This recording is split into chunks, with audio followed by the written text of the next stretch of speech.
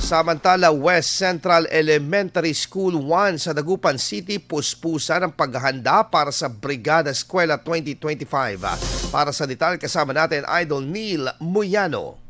104.7 IFM Report. Puspusan na ang ginagawang paghahanda ng pamunuan ng West Central Elementary School 1 sa Dagupan City kasunod ng nalalapit na Brigada Eskwela 2025 sa darating na Hunyo 9.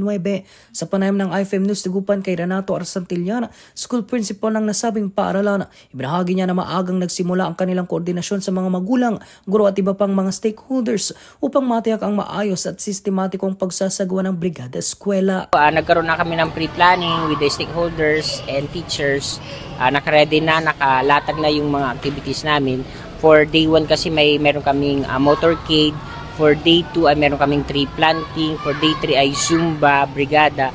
And day 4 yun yung which is the Independence Day, meron kaming tune-up with the GSIS.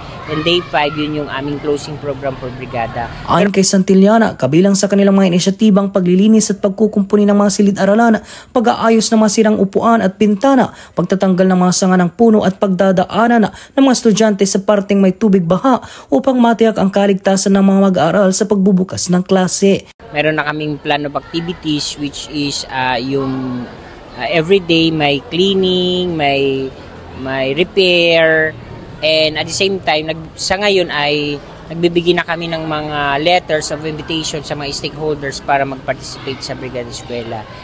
Hinikayat naman ng pamunuan ng West 1 ang publiko na nais tumulong at makiisa sa gaganaping paglilinis at pagsasaayos ng paaralan. Lahat po ng aming stakeholders sa West Central Elementary School 1, parents and teachers and especially our learners, nalalapit na po ang ating Brigada Eskwela sa June 9. So magkikita-kita po tayo ng alauna bilang kick-off.